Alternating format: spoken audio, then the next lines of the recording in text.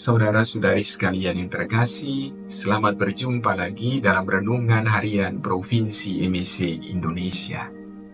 Pada hari ini saya mengajak saudara-saudari sekalian untuk bermenung dari perikop Injil Lukas pasal 19 ayat 11 sampai 28. Saudara-saudari sekalian yang terkasih, beberapa waktu yang lalu saya diminta untuk memimpin perayaan syukur atas keberhasilan pendidikan anak-anak dari sebuah keluarga.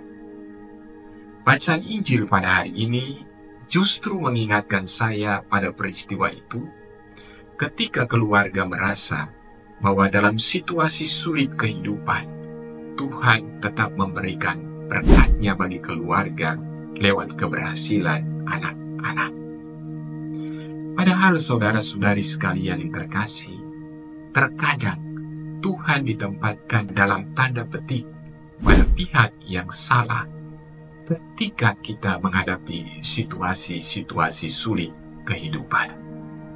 Kita menyalahkan Tuhan atas kesulitan-kesulitan hidup kita yang nyata-nyatanya kesulitan-kesulitan itu adalah akibat keteledoran atau kesalahan diri kita sendiri. Inilah sikap yang ditunjukkan oleh hamba yang tidak menggunakan kepercayaan yang diberikan oleh tuannya seperti kita dengarkan dalam bacaan Injil hari ini. Hamba itu hanya duduk diam dan tidak melakukan apa-apa dengan uang tuannya dan oleh karena itu tidak menghasilkan apa-apa. Dia datang kepada tuannya hanya membawa kembali apa yang telah diperoleh dari tuannya. Ia bahkan memiliki gambaran yang negatif mengenai tuannya.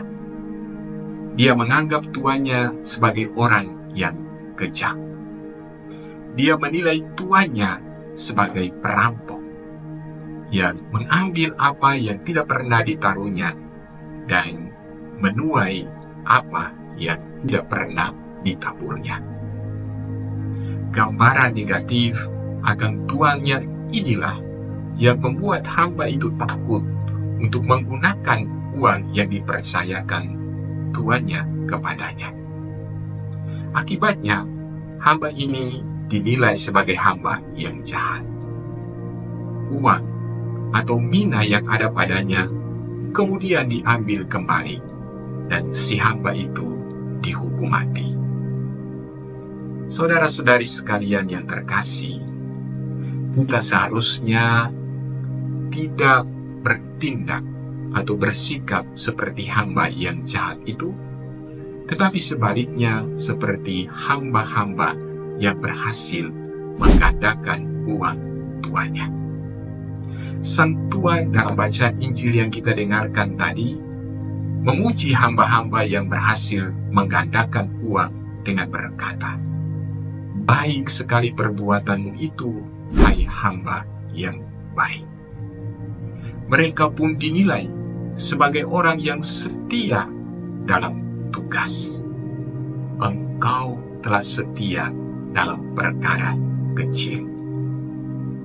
Dan saudara-saudari sekalian yang terkasih, apa ganjaran yang diterima oleh para hamba yang baik dan setia itu?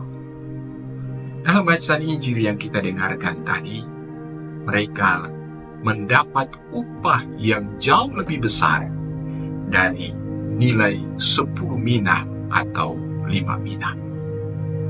Para hamba yang baik dan setia itu, mereka telah setia dalam perkara yang kecil dan dianggap mampu serta layak oleh Sang Tuan untuk melakukan perkara yang jauh lebih besar, yakni dengan menerima kekuasaan atas sejumlah kota sesuai dengan hasil pekerjaan mereka dalam pengelolaan uang.